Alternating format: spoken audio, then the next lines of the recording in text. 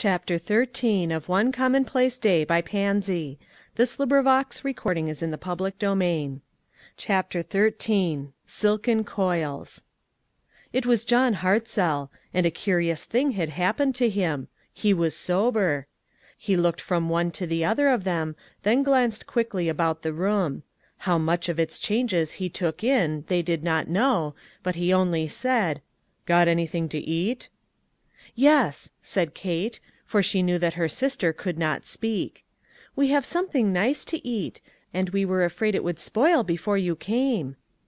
Her voice was pleasant to hear, and she made haste to set before him a potato stew, whose appetizing odor filled the room.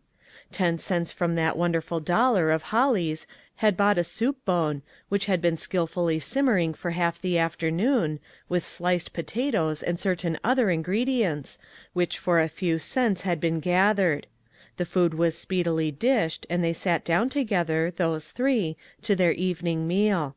The atmosphere was so new as to be intensely embarrassing. John Hartzell had not been as sober in weeks as he was to-night, and he had not sat down to a really decent meal, at a decently clean table before, in his own house, in years. Yet you will remember that he had been used in his boyhood to the best.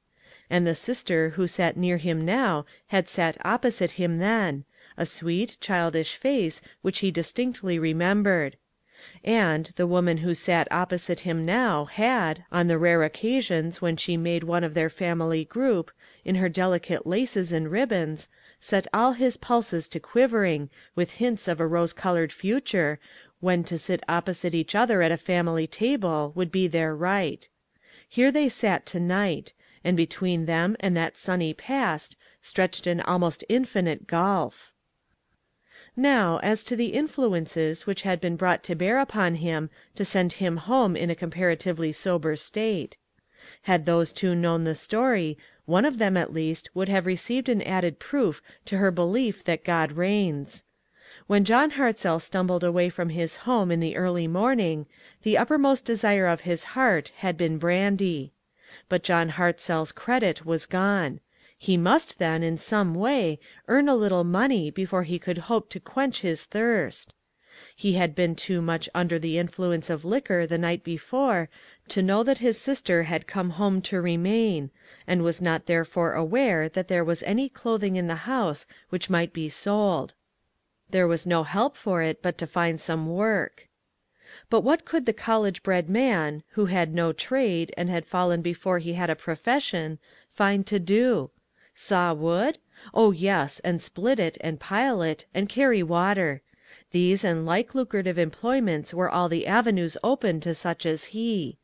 He had for a few days been employed in one of the cellar rum-holes to measure out liquid death to other victims, but the temptation to drink it made him an unprofitable clerk, and there came a day when he was unceremoniously kicked out. Now, when one falls so low that he has not mental or moral worth enough to sell rum, what can he do?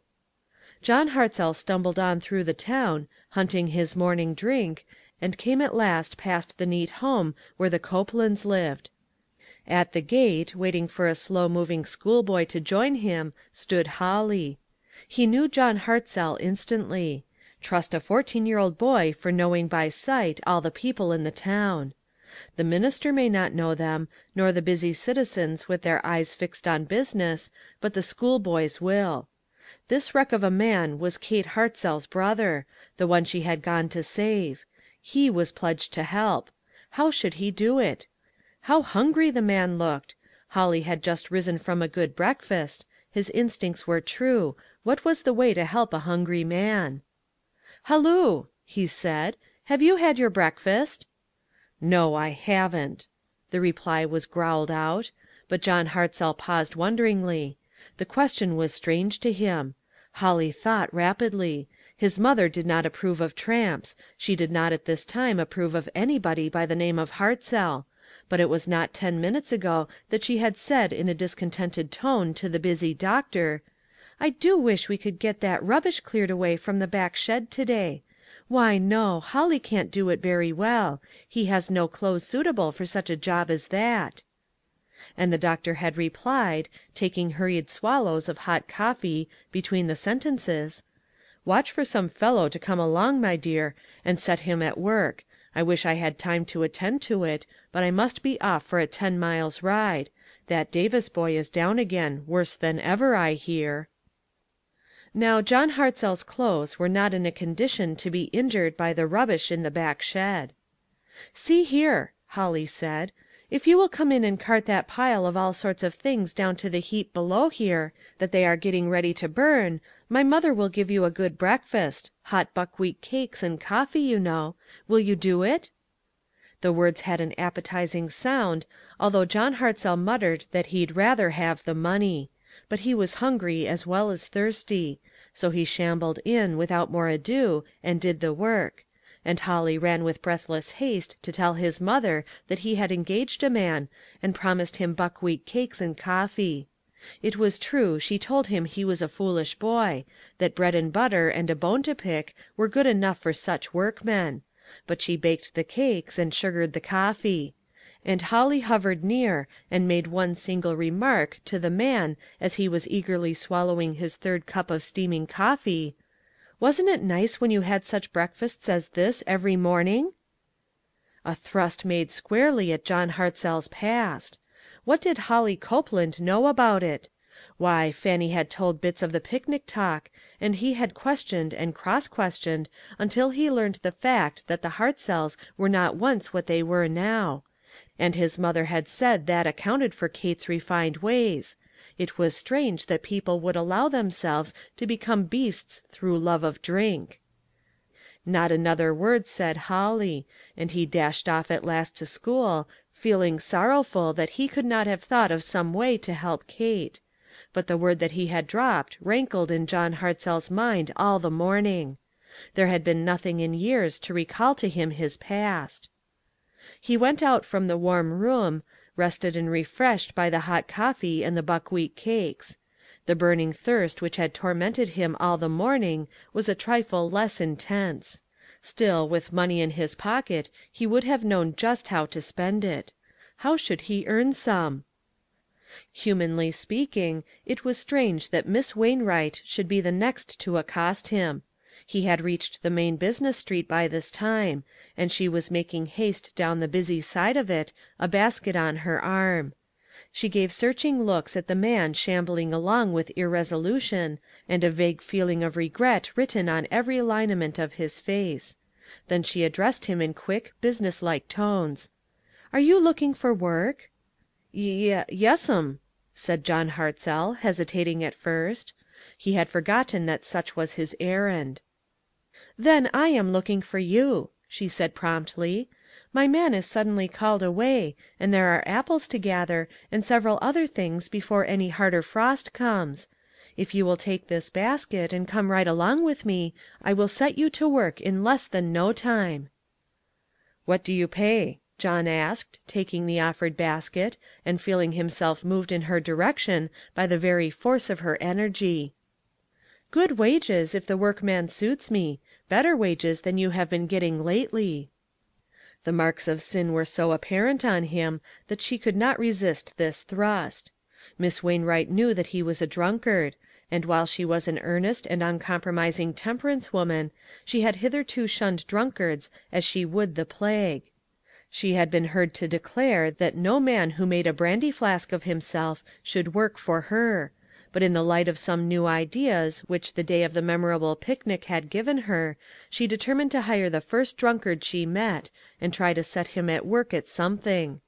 What if that should be the first step toward reaching him?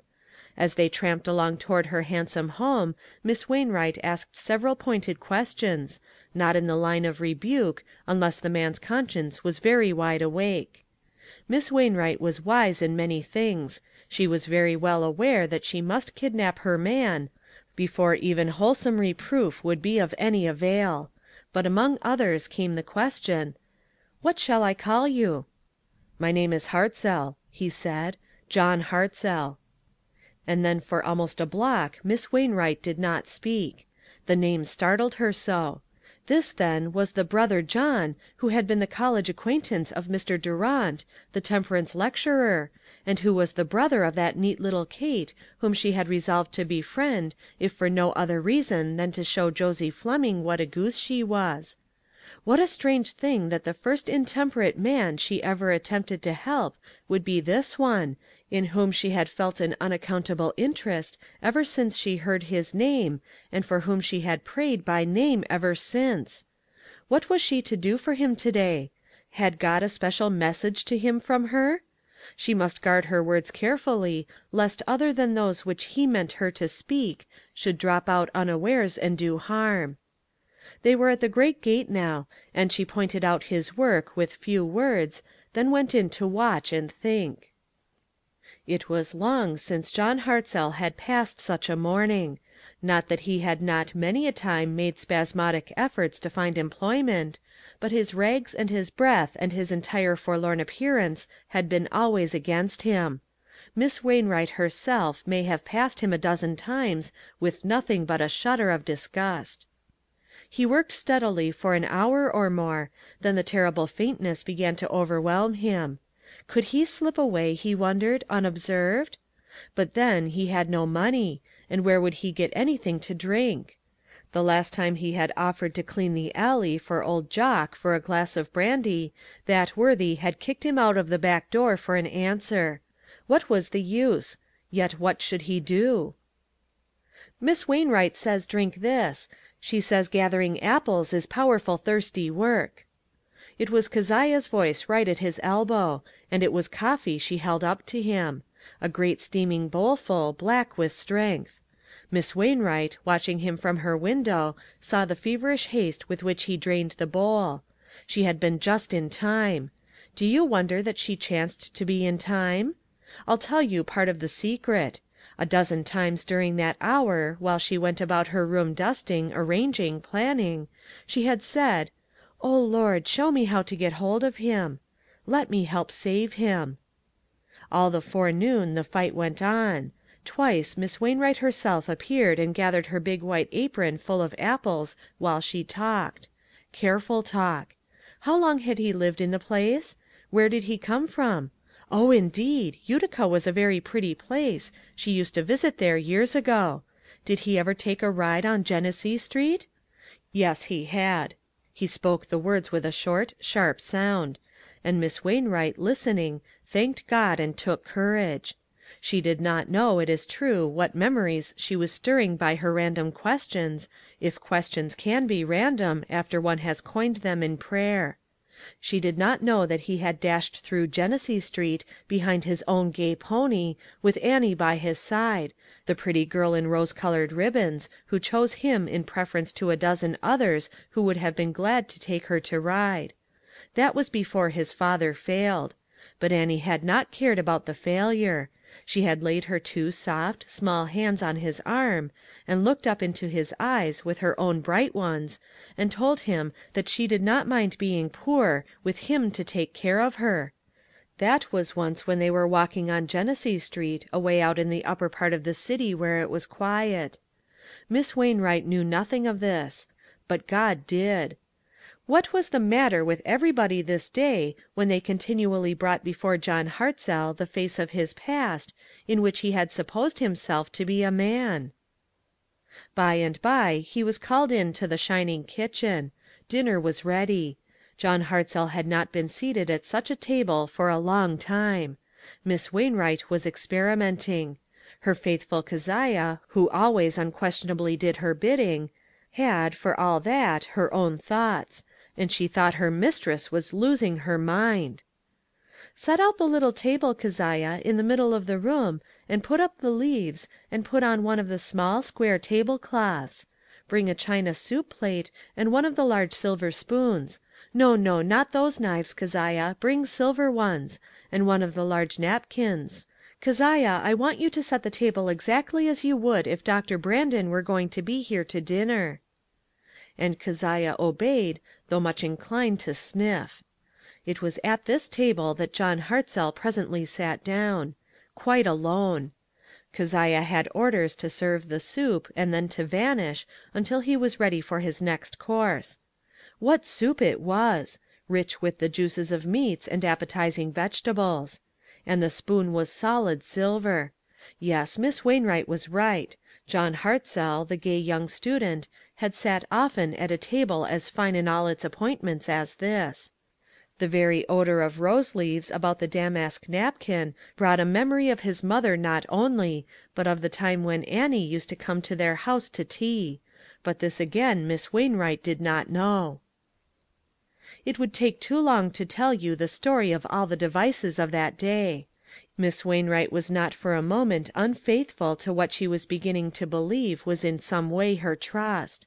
There were callers during the afternoon, but the mistress took a seat at the end window, which commanded a view of the orchard, and once excused herself abruptly while she went to speak to her man. She had seen him throw down the empty basket and seize his ragged coat in a desperate air. The callers smiled and said to each other that she always had an eye to business whatever was going on. Yes, she had. Did not her master say, "I must be about my Father's business"? Over the question of how John Hartzell was to be paid, Miss Wainwright thought and prayed much. Money would certainly be dangerous. And would not meat and vegetables be equally so? She had not been studying the question of reform all these years not to know that potatoes and poultry and butter were easily exchanged for rum. How should the food that she meant to serve John Hartzell's family for days be gotten safely through the snares of Satan in the shape of saloon and restaurant which lined his homeward way? At last there came to her a bright thought. She went out at once to the orchard to see if her mode of reasoning could be brought to bear on John Hartzell. Chapter 14